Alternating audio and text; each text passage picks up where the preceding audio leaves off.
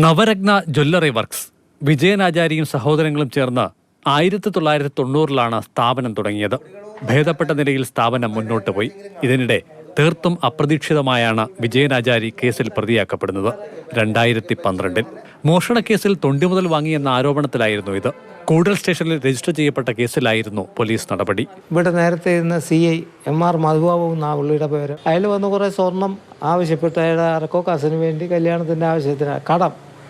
ഞാൻ പറഞ്ഞു അത് ബുദ്ധിമുട്ടാണ് സാറേ, കടം ഉണ്ടാക്കി തരുന്ന ഒരു കാര്യം ചെയ്യും. സ്വർണത്തിൻ്റെ വില അന്നുള്ള സ്വർണത്തിൻ്റെ വില തന്നാൽ സ്വർണം വാങ്ങിച്ച് ഞാൻ നിങ്ങൾ പറയുന്ന സാധനം ഉണ്ടാക്കിച്ചോ അല്ലെ ഉണ്ടാക്കിയോ തരാം, അതല്ലാതെ കടം നടക്കത്തില്ല.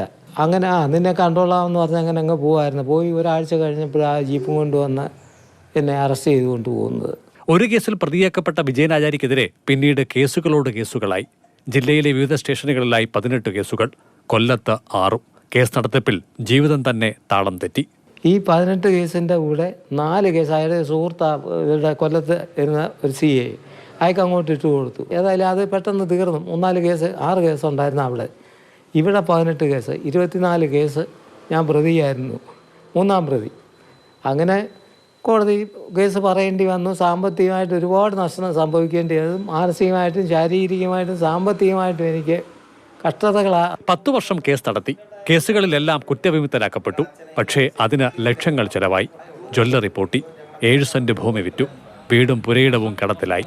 മക്കളുടെ വിവാഹാലോചനകൾ പലതും മുടങ്ങി. 68-കാരനായ വിജയനാചാരിയുടെ ആരോഗ്യവും ക്ഷയിച്ചു. അതേസമയം കൂടലിൽ കുറുവാ സംഘം നടത്തിയ മോഷണങ്ങളുടെ അന്വേഷണമാണ് വഴിത്തിരിവായതെന്നും മോഷ്ടാക്കൾ മുത്തു, ശങ്കൻ, രാജൻ എന്നിവരുമായി ജ്വല്ലറി ഉടമയ്ക്ക് അടുത്ത ബന്ധമാണ് ഉണ്ടായിരുന്നതെന്നും അന്വേഷണ ഉദ്യോഗസ്ഥനായിരുന്ന മധുബാബു പ്രതികരിച്ചു. പ്രതിയാക്കാൻ കാരണം വ്യക്തിവിരോധമാണെന്ന ആരോപണം പുതിയ കഥയാണെന്നുമാണ് വിശദീകരണം. മാതൃഭൂമി ന്യൂസ്, പത്തനംതിട്ട.